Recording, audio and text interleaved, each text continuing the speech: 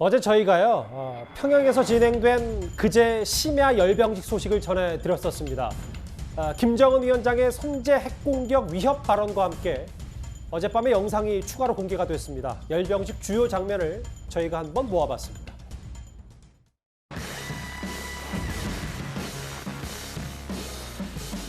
드디어 12명의 육전병들이 김일성 광장 상공 4,500m에서 리탈했습니다.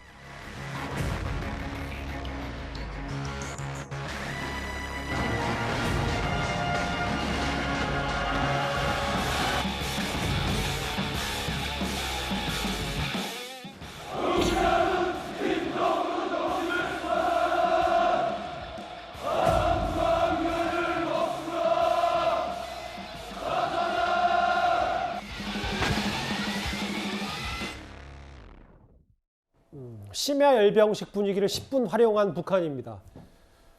김정은 위원장은 육성으로도요, 먼저 공격을 당하지 않더라도 언제든 핵을 쏠 수 있다 이렇게 말을 했습니다. 작년과는 톤이 좀 다릅니다. 다시금 말하지만 남조선은 우리 무장력이 상대할 대상이 아닙니다. 분명코 우리는 남조선을 겨냥해 국방력을 강화하는 것이 아닙니다. 이 땅에서 동족끼리 무장을 사용하는 끔찍한 역사는 다시는 되풀이되지 말아야 합니다.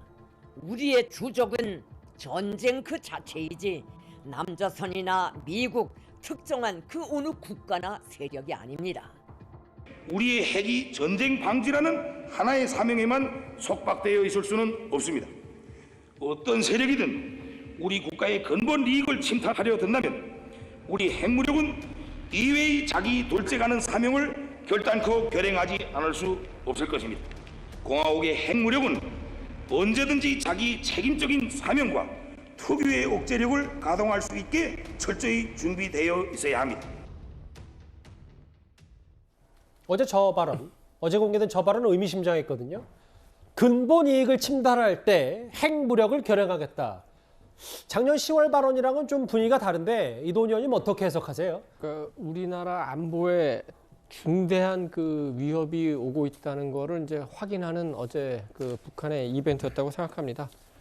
저 행사가 이제 북한 군창군 90년 그 행사가 되는데 몇 가지 좀 의미 있는 포인트들이 있습니다. 첫째는 그동안에 김정은이 그 군복을 잘 입지는 않았는데 원수복이라고 해가지고 이제 실제로 군복을 입고 나와서 무력을 과시한 게 하나가 있고, 두 번째 우리하고 직접 관련된 거는 이른바 이제 전술 핵 미사일이 소개된 거다. 이제 일부에서 핵탄두 들어가기에는 미사일이 너무 작다 이렇게 얘기하는데, 지금 이제 그 정보 당국자들의 그 얘기를 들어보니까 원래 이제 ICBM에 들어가는 핵탄두는 직경이 2m에다가 저 중량이 500kg 이렇게 되는데, 지금 북한이 기술을 개량해가지고 50cm에 이르는 그 핵탄두를 만들었다고 하니까 이것이 어디를 향할 것이냐. 1차적으로는 우리, 2차적으로는 일본을 겨냥하는 게 되겠죠. 그래서 우리가 중대한 그 핵 위협을 맞게 돼 있고, 특히 5월 10일 윤석열 당선인이 취임을 합니다. 그리고 5월 21일 바이든 대통령이 방한할 것으로 보이는데, 지금 정보당국에서는 그 사이에 풍계리 3번 갱도에서 이 전술핵 탄두를 시험할 가능성이 있다.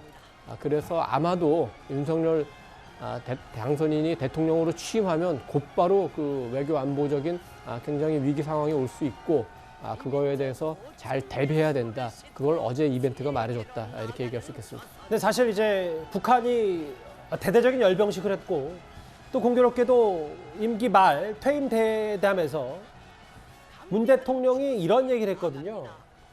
김정은 위원장 평가 안 한다. 지금 평가하기엔 적절한 국면이 아니다. 노무현 전 대통령, 문재인 정부에서는 한 건의 군사적 출동도 없었다라고 얘기를 했는데요. 이렇게 북한이 핵사용을 불사하겠다는 의지를 표명했잖아요. 어제 사전 녹화된 문 대통령의 발언 한번 듣고 관련 얘기 나눠보도록 하겠습니다. 김정은 국무위원장에 대한 평가는 여전히 긍정적이십니까?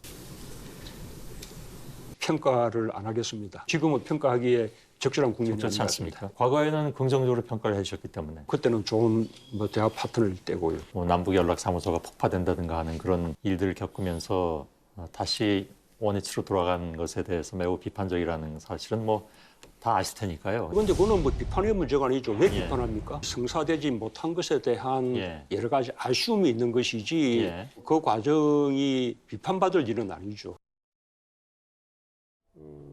비판받은 일은 아니다. 우리는 대북 관계 개선을 위해서 노력을 했는데 성사되지 못한 아쉬움이 있을 뿐이다. 이렇게 얘기를 했습니다. 문재인 대통령이 지금 이게 그 김정은 위원장 평가할 단계가 아니다. 이런 데 발언을 했는데요.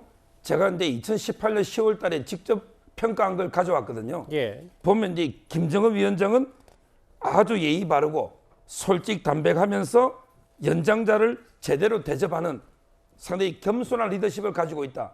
이렇게 하시면서 북한은 완전히 비핵화로 가고 있다. 이렇게 극찬을 했습니다. 그러면 이게 지금 그 이후에 북한의 행태를 보면 아 그때 이게 내가 김정은 위원장을 잘못 봤다. 내가 이게 판단을 잘못했다. 이렇게 사과를 하면서 지금 이게 실제 김정은 위원장을 보니까 완전히 그 사이에 오히려 더 핵 전력을 강화해 온 거 아닙니까? 이렇게 솔직하게 본인의 정책이나 판단 미스를 인정을 해야지.